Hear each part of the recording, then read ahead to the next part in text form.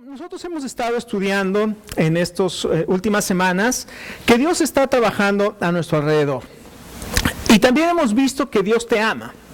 Empezamos a ver las 7 realidades de nuestra experiencia con Dios. Vamos hoy a estudiar la 5ª. La primera realidad es que Dios está trabajando a tu alrededor. Él siempre está trabajando. El Señor Jesucristo dijo: mi Padre hasta ahora trabaja y yo trabajo. Pero también vemos que Dios nos ama tanto que está buscando una relación con cada uno de nosotros. Pero además de buscar esa relación con nosotros, Él nos invita a participar con Él en su obra. Así es que esta mañana cada uno de nosotros tenemos que estar atentos y tenemos que reconocer que Dios me ama, y además que está buscando esa relación íntima conmigo, una relación de amistad, de amor, donde puedo conocerle. No es un Dios lejano, no es un Dios ajeno, no es un Dios al cual no puedo conocer, sino al contrario, es un Dios que anhela que yo le conozca, que nos ha dejado su palabra para poder conocer. Pero además es un Dios que dice: yo estoy trabajando y quiero invitarte a que te unas a mí y trabajar y hacer esta obra de dar a conocer el nombre del Señor a la gente que aún no lo conoce. Toda esa gente que está sufriendo con diferentes cosas, tal vez drogadicción, tal vez alcoholismo, tal vez problemas familiares, tal vez depresión. Mucha gente que no conoce todavía al Señor, que está sufriendo por causa del pecado, pero el Señor Jesucristo quiere que cada uno de nosotros podamos ser esos agentes que llevamos el buen mensaje, o como dice aquí el Evangelio, las buenas noticias, para que esas personas puedan llegar a tener paz y que puedan encontrar esta relación con el Señor. Así es que Dios nos invita a participar con Él. Pero otra cosa, Dios también nos está hablando. Él nos habla. No es un Dios que está callado y silenciado y tenemos que encontrar como si fuera un mapa del tesoro, ¿verdad? ¿Dónde está Dios? Sino que Él diariamente nos está hablando a través de su palabra. Él ha dejado su Espíritu Santo para guiarnos a toda la verdad, y Él a través de su palabra nos está diciendo. Él ha dejado esta palabra, la Biblia, es la revelación de Dios para nosotros, para que podamos conocerle, y el Espíritu Santo obra en nuestra vida para que podamos entender y podamos conocer a Dios. Pero cuando Dios se revela, cuando nosotros podemos entender y cuando podemos ver la mano de Dios obrando, y cuando finalmente sabemos que Él nos ha invitado y ahora Dios nos habla para decirnos lo que Él quiere hacer, esta obra que el Señor quiere hacer es una obra de dimensiones divinas. Nos vamos a dar cuenta que lo que Dios nos mueve a hacer como personas y como iglesia es algo tan tremendo que si no es Él el que actúa, el que obra, y tiene que ser algo milagroso, nosotros no podemos hacer esa obra.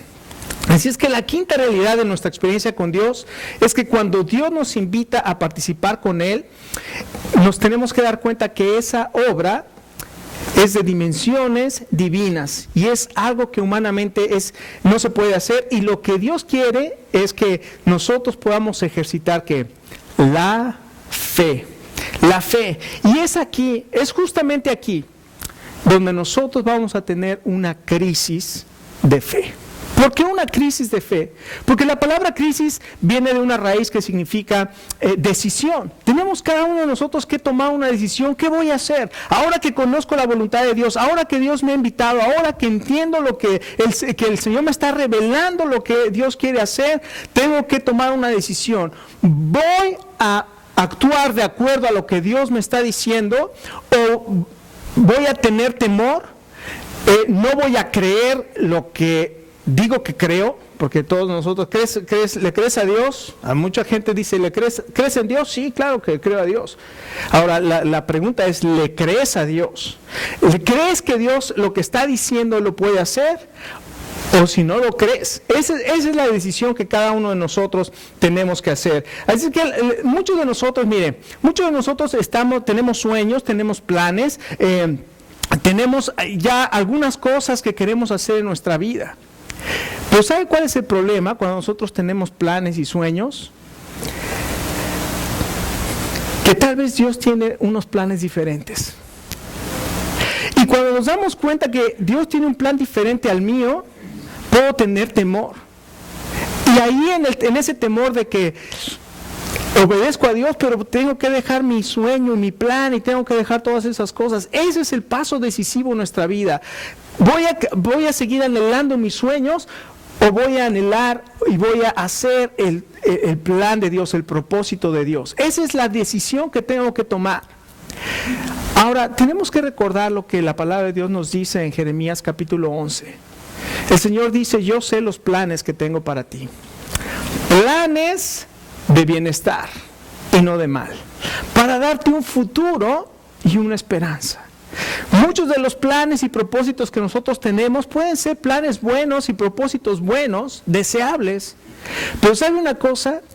Una de las cosas que tenemos que aprender es que hay cosas buenas, pero hay cosas mejores.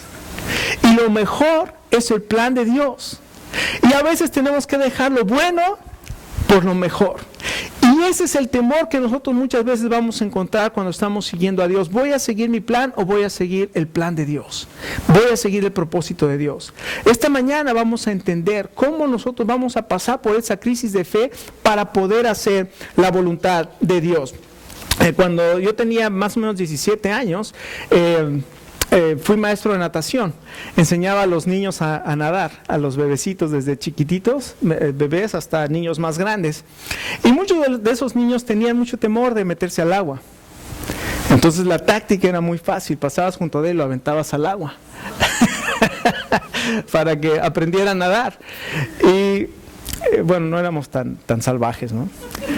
Pero hay muchos niños que no se atreven a meterse al agua cuando hay un profesor adentro que le está diciendo que le va a enseñar a nadar. Y déjeme decirle, muchos de nosotros somos así. Estamos a la orilla de la piscina, pero nos da terror meternos al agua porque no sabemos cómo hacer la voluntad de Dios. Sé que Dios tiene la voluntad perfecta para mi vida, lo creo, racionalmente entiendo que Dios es soberano, que Él conoce todas las cosas y que Él tiene un plan maravilloso para mi vida, pero me da temor meterme al agua. Esta mañana cada uno de nosotros necesitamos a alguien que nos empuje a la piscina.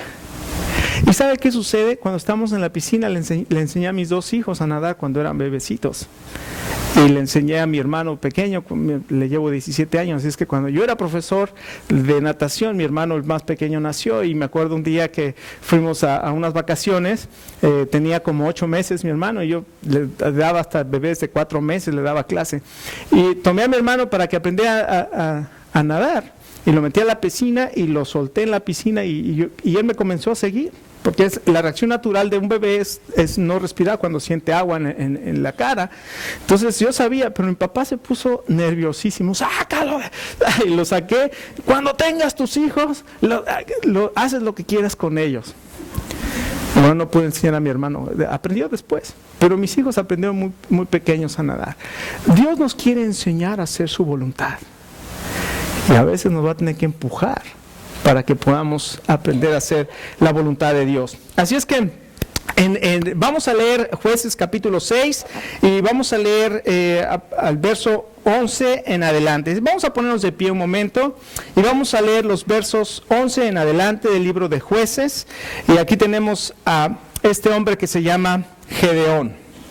Dice así: el ángel del Señor vino y se sentó bajo la encina que estaba en Ofra, la cual pertenece a Joás, del clan de Abiezer. Su hijo Gedeón estaba trillando trigo en un lugar para protegerlo de los madianitas.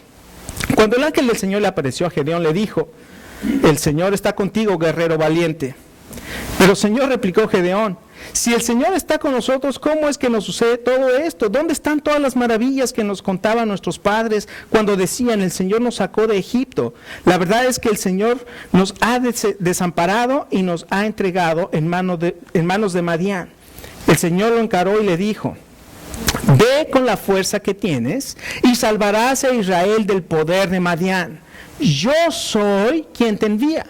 Pero Señor, objetó Gedeón, ¿cómo voy a salvar a Israel? Mi clan es el más débil de la tribu de Manasés y yo soy el más insignificante de mi familia. El Señor respondió: tú derrotarás a los madianitas como si fuera un solo hombre, porque yo estaré contigo. Si me he ganado tu favor, dame una señal de que en realidad eres tú quien habla conmigo, respondió Gedeón. Te ruego que no te vayas hasta que yo vuelva y traiga mi ofrenda y la ponga ante ti. Esperaré hasta que vuelvas, le dijo el Señor. Gedeón se fue y preparó un cabrito, además con una medida de harina, hizo panes sin levadura, luego puso la carne en una canasta y el caldo en una olla y los llevó y los ofreció al ángel bajo la encina. El ángel de Dios le dijo: toma la carne y el pan sin levadura y ponlo sobre esta roca y derrama el caldo. Y así lo hizo Gedeón. Entonces, con la punta del bastón que llevaba en la mano, el ángel del Señor tocó la carne y el pan sin levadura y de la roca salió fuego que consumió la carne y el pan.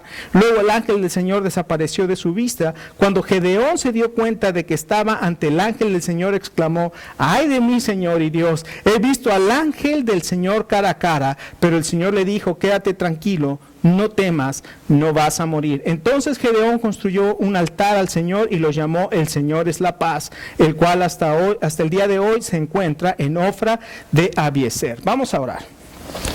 Señor, queremos en esta mañana pedirte a ti, mi Dios, que tú nos hables y que nos enseñes a través de tu palabra cuál es el propósito para nuestras vidas. Señor, ayúdanos, necesitamos escuchar tu voz en este día. Así es que, Padre, en el nombre de tu Hijo Jesús, venimos a ti, Señor, y queremos pedirte estas cosas. Lo pedimos en el nombre del Señor Jesús. Amén. Tome asiento. Bueno, pues aquí encontramos a Gedeón. El pueblo de Israel está bajo el acoso de un pueblo que se llama Madián. Están ahí los madianitas, y estos madianitas han acosado al pueblo de Israel porque el pueblo de Israel ha desobedecido a Dios, se han olvidado de los principios de la palabra de Dios, han comenzado a seguir los dioses de otras naciones, y entonces Dios los disciplina y manda sobre ellos a este pueblo que se llama Madián y al pueblo de Amalek. Estos dos pueblos se juntan y comienzan a perseguirlos. ¿Y saben lo que estaban haciendo? Imagínense que los israelitas estaban trabajando y sembraban la tierra, y cuando venía la cosecha llegaban los madianitas y entonces les quitaban todo lo que ellos habían producido, y dice la Biblia ahí unos versos anteriores a lo que acabamos de leer que así empobrecían a Israel. Entonces tenían que esconderse para poder cosechar y para poder tener alimento, y de hecho lo que estaba haciendo Gedeón estaba trillando el trigo. Yo dije que esas palabras no las conozco, trillar el trigo. Dije, ¿qué quiere decir trillar el trigo? Yo nací en una ciudad y pues ahí no, el trigo ya venía trillado. Pero yo no entendía ¿usted sabe lo que es trillar el trigo? Quitarle la cáscara al trigo. Entonces lo que hacían era, lo aventaban, y con el aire se le caía la cáscara y nada más quedaba ya los granos de trigo. Entonces ellos estaban haciendo eso. Pero lo más curioso dice es que estaba en el lagar. Y uno dice, ¿qué es el lagar? Entonces, gracias a Dios por Google, ¿verdad? Porque hoy se mete el lagar, definición. Ella dice lo que es. Es el lugar donde se pisan las uvas. Y uno dice, ¿cómo es posible? Trigo en el lagar, pues ahí es para las uvas, ¿no? Bueno, lo que sucedía es que lo que estaba haciendo Gedeón era escondiéndose de los madianitas. En otras palabras, si Gedeón se iba a los campos a trillar el trigo, ¿dónde creen que iban los madianitas al campo? Entonces él se tenía que ir a un lugar escondido porque tenía temor de los madianitas, y entonces ahí es donde estaba trillando el trigo. Cuando él estaba ahí, se acerca, dice la Biblia que llegó el ángel de Jehová y le dijo, varón esforzado y valiente. ¿Por qué estaba ahí Gedeón? Porque estaba escondido y estaba temeroso. ¿Qué palabras tan tremendas del ángel de Jehová a este hombre que estaba todo temeroso? Y luego sabemos que él dice, ¿quién soy yo? Yo soy de una familia, la más pequeña de mi clan, y además yo soy el más insignificante de mi familia. O sea, que él se veía a sí mismo como alguien que no podía y que no era valiente y mucho menos varón. Que no era un varón y mucho menos valiente. Entonces, ¿qué era? ¿No? Estaba temeroso como cualquiera de Israel. Toda la gente de Israel estaba temerosa de los madianitas, y vamos a ver por qué. Había una gran razón para estar atemorizados de este pueblo. Pero qué interesante que este ángel le llama a Gedeón varón esforzado y valiente. Miren lo que hace Dios. Dios toma personas ordinarias para hacer cosas extraordinarias. Tal vez usted cree que usted no puede hacer las cosas. Tal vez desde pequeño le han dicho, tú no puedes, tú no eres un inepto. Y siempre nos han puesto trabas. Es más, nuestras mismas familias nos dicen, no, tú no vas a hacer nada en la vida. No, tú no puedes hacer eso. No, el Señor no te, o no tienes. Hay muchas cosas que la gente nos ha puesto trabas para decirnos que no, pero esta mañana el Señor te dice, varón o mujer esforzada y valiente. Dios tiene un propósito maravilloso y extraordinario para tu vida. Él toma personas ordinarias para hacer cosas extraordinarias. Así es que en primer lugar, en la vida de Gedeón vemos esto, que Dios utiliza personas ordinarias para hacer cosas extraordinarias. Y este encuentro que Gedeón tuvo con el ángel de Jehová es un encuentro con Dios. Y un encuentro con Dios, escuche, exige fe. Un encuentro con Dios en primer lugar nos va a requerir a cada uno de nosotros fe. ¿Por qué? Porque Él se revela y además nos va a decir, cuando Dios se revela, nos va a decir qué es lo que Él quiere que hagamos. Y cuando nosotros vamos a ver la obra tremenda, extraordinaria que Dios quiere que hagamos, nos vamos a sentir como Gedeón. Señor, yo soy el más pequeño en mi familia y mi familia es insignificante, o mi familia es la más pequeña y yo soy el más insignificante de mi familia. ¿Cuál es la respuesta que nosotros tenemos que darle a Dios? ¿Cuál fue la respuesta que Gedeón le dio ante esta revelación? Él le dijo, cuando el Señor se apareció, le dijo, varón esforzado y valiente. Vea el verso, creo que es el 14 o el verso 13, el verso 12. Cuando el ángel le apareció al Señor, el Señor le apareció a Gedeón, ¿qué fue lo que le dijo? El verso 13. ¿Cuál fue la respuesta de Gedeón ante la declaración del Señor? Varón esforzado y valiente. ¿Qué dijo? Le dice, Señor, si realmente tú estás con nosotros, ¿por qué nos están aconteciendo todas estas cosas? ¿Dónde están aquellas obras, aquellos milagros, aquel poder que nos hablaron nuestros padres que tú hiciste cuando los trajiste de la tierra de Egipto? ¿Por qué nosotros estamos aquí metidos en este problema? No es verdad que muchas veces nosotros nos sentimos de esa misma manera. Estamos pasando por dificultades, por problemas, nos hace falta el trabajo, hay enfermedad en nuestra vida o dificultades, y entonces volteamos al cielo y decimos, Señor, ¿por qué me pasan estas cosas? Y sentimos que Dios está lejos de nosotros. Y tal vez puedes sentir que ni siquiera Dios se interesa por ti. Sin embargo, aquí lo que estamos viendo es que Dios le está revelando, está a punto de revelarle a Gedeón un plan maravilloso. Y en primer lugar le dice, Gedeón, tú eres un hombre esforzado y valiente. Aunque tú no lo creas, aunque tú no lo sepas, yo puedo ver el potencial en ti, yo sé lo que he creado en ti. Y esta mañana, aunque tú no lo sepas y aunque tú no lo creas, Dios sabe lo que Él ha creado en ti.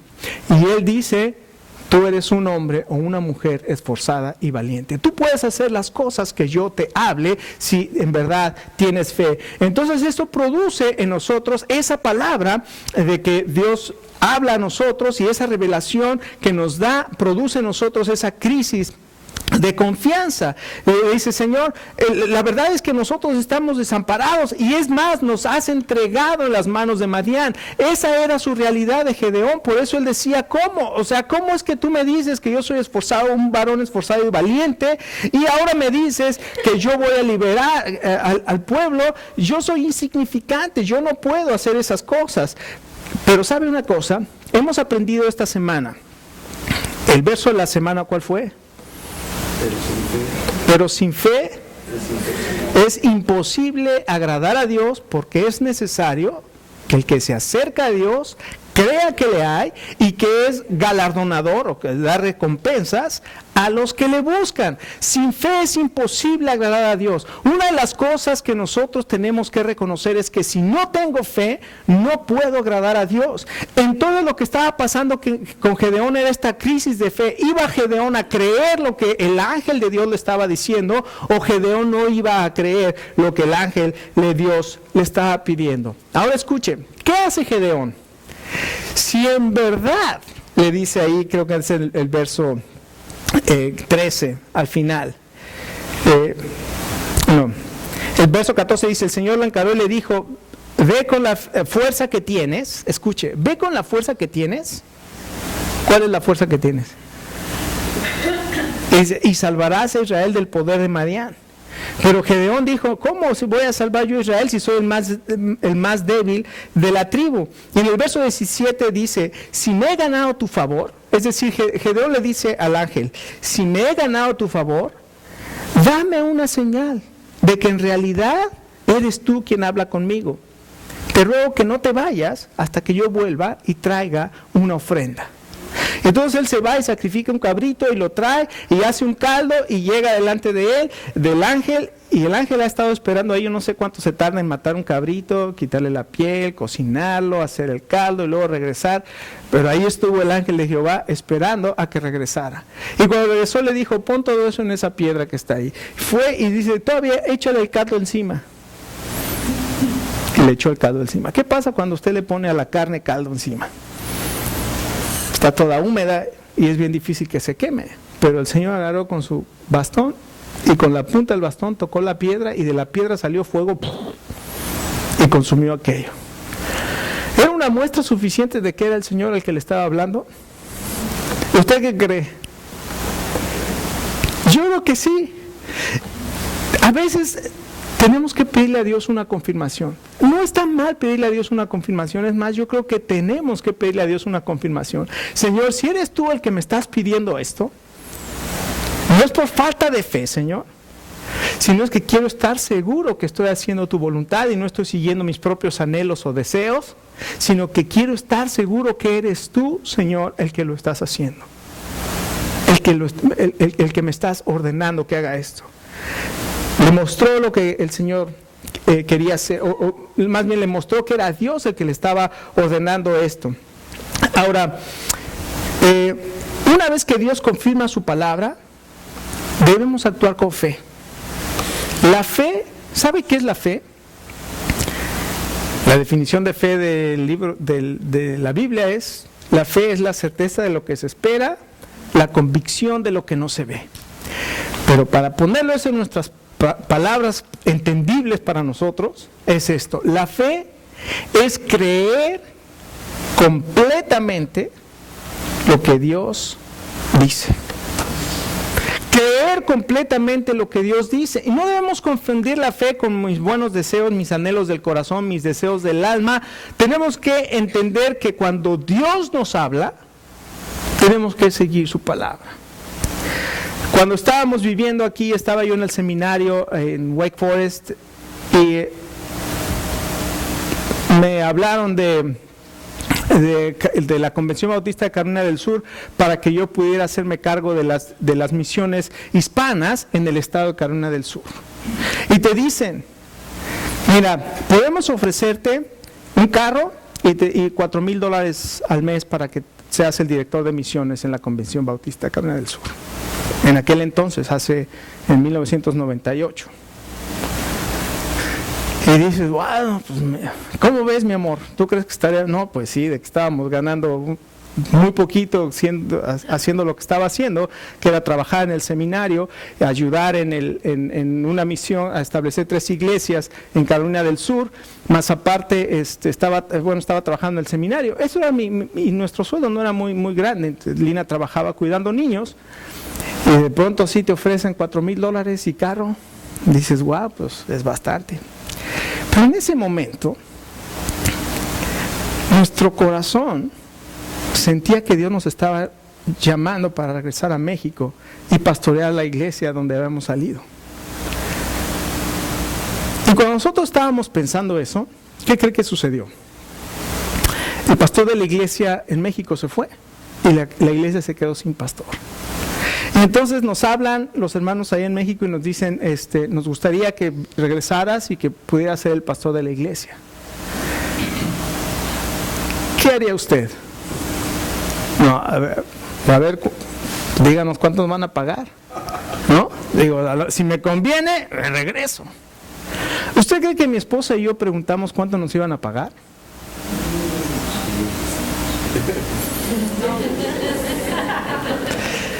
¿Sabe lo que hicimos?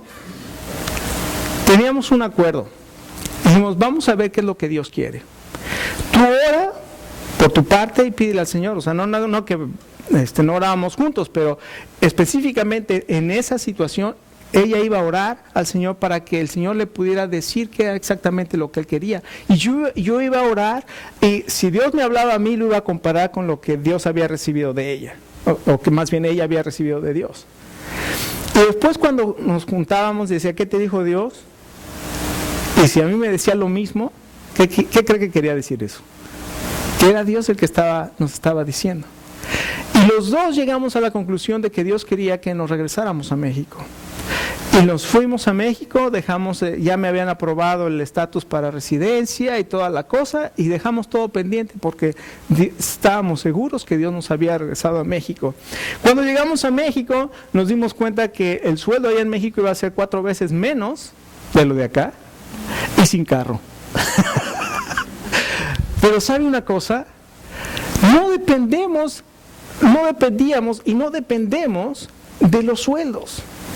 Dependíamos de Dios.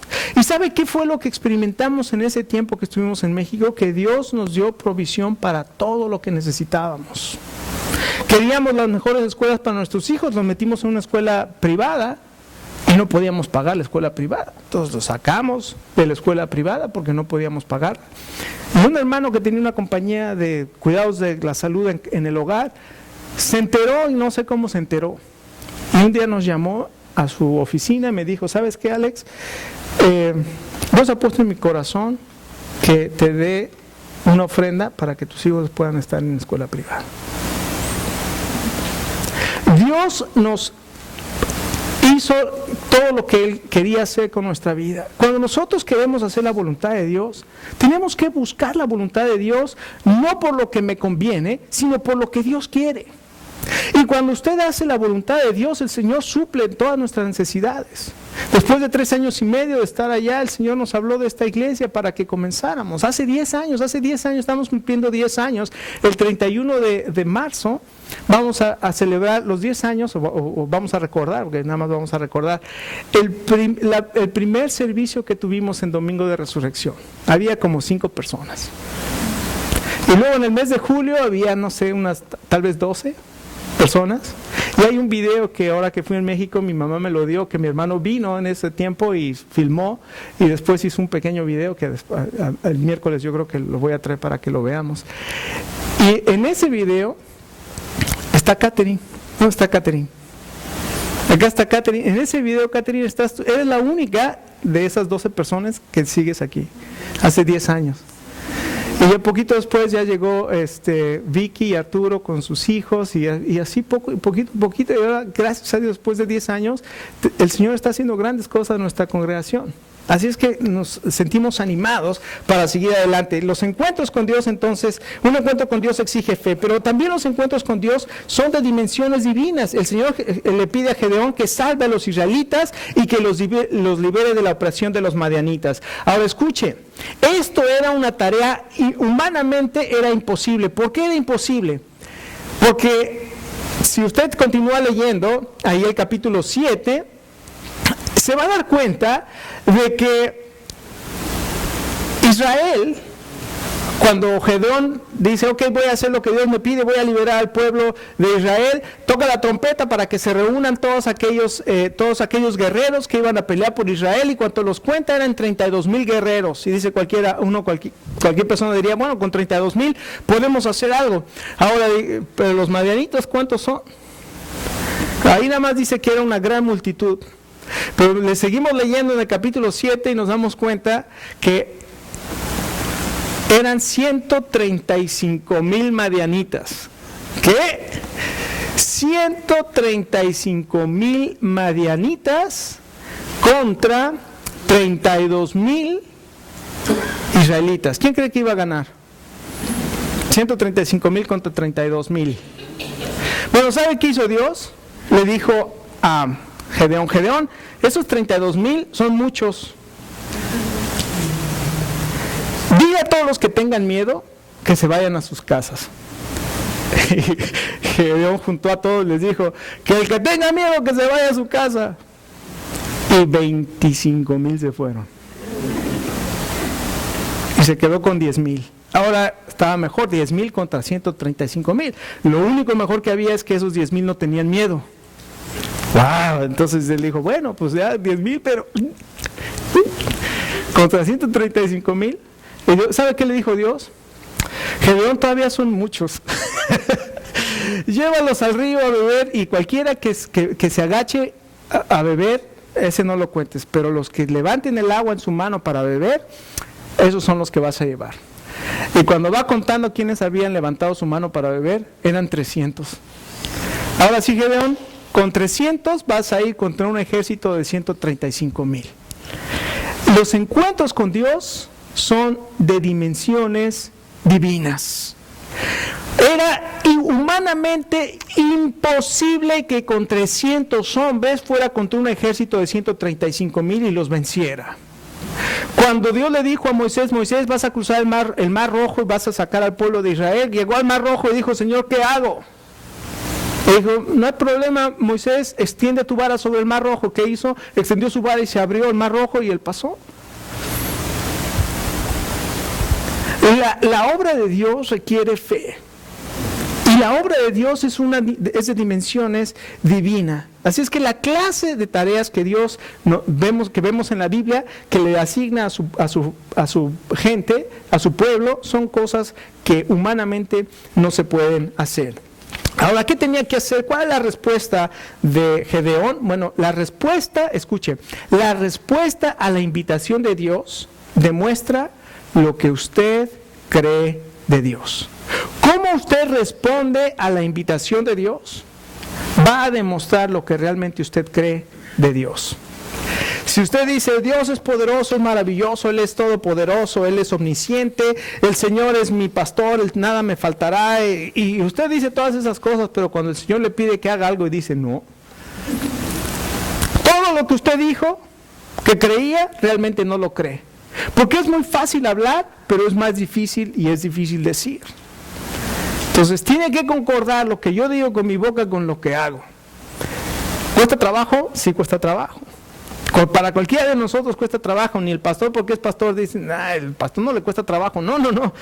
Al pastor le cuesta igual de trabajo que cualquiera de nosotros. Todos, cuando llegamos a ese momento donde Dios nos revela lo que quiere hacer y cuando vemos la dimensión de lo que es, tenemos duda. Podemos pedir una confirmación: Señor, si tú quieres que... Y cuando Dios lo confirma, nosotros tenemos que estar dispuestos a hacer.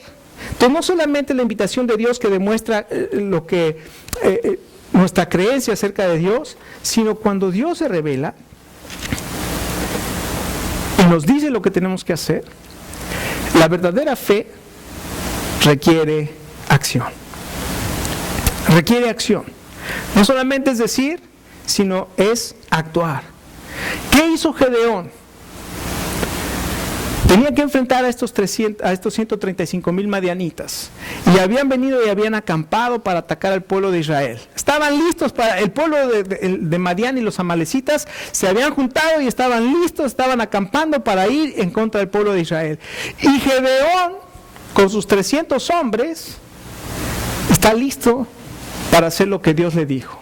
Y el ángel de Jehová viene y le dice: Gedeón, lo que vas a hacer con tus 300 hombres, y Gedeón seguramente pensó: ahorita nos vas a traer unos M16 y vamos a tener acá unas armas impresionantes para acabar con todos estos.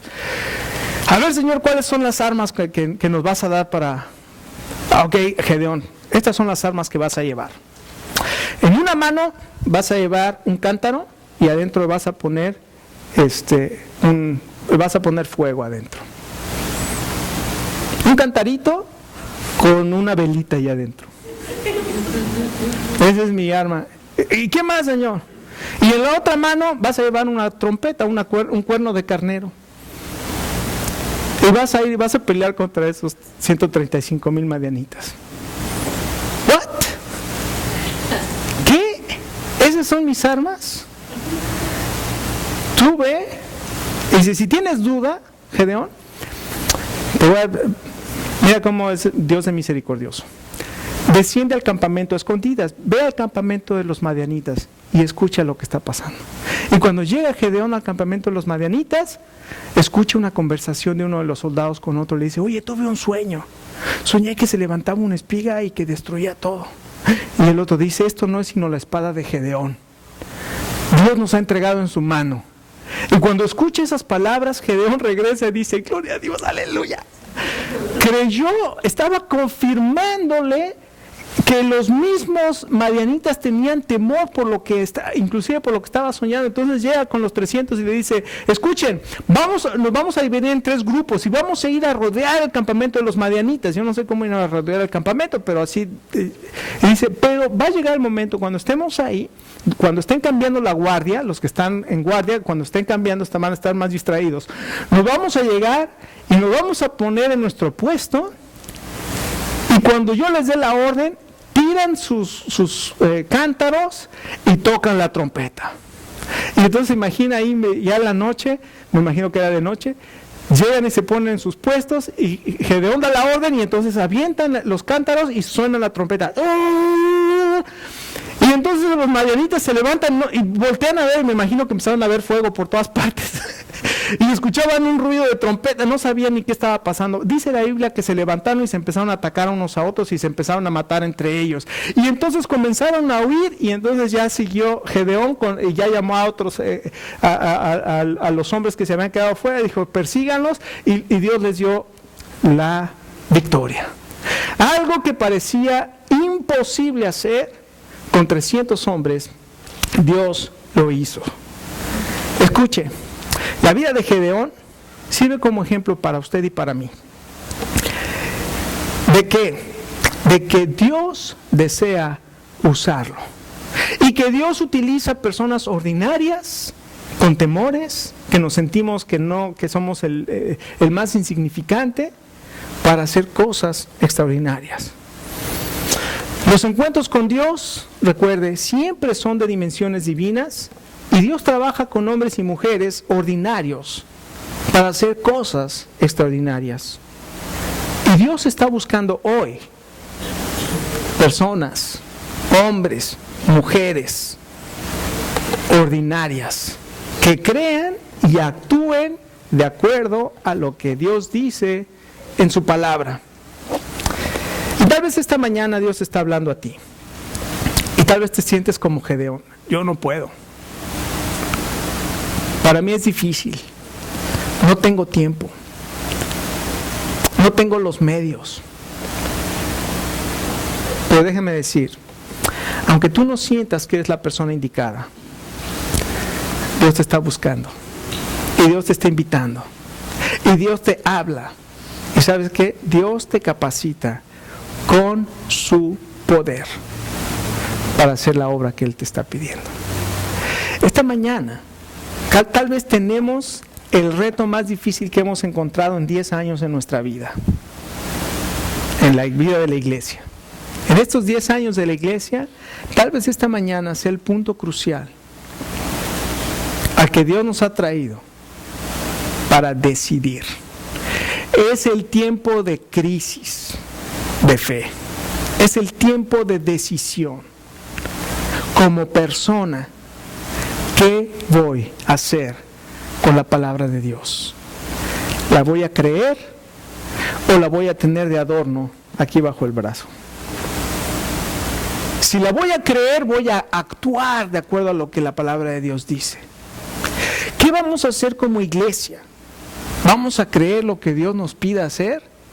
¿O vamos a decir, estamos más cómodos así como estamos, ahí nos la llevamos, somos un buen grupito, el Señor nos bendice, nos gustan nuestras reuniones? ¿O estamos dispuestos a decir, Señor, ¿qué quieres que hagamos?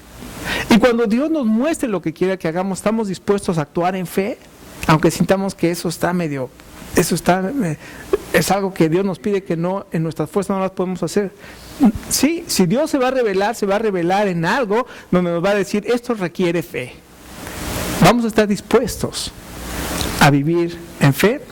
Vamos a ponernos de pie, le voy a pedir al grupo de alabanza si puede pasar.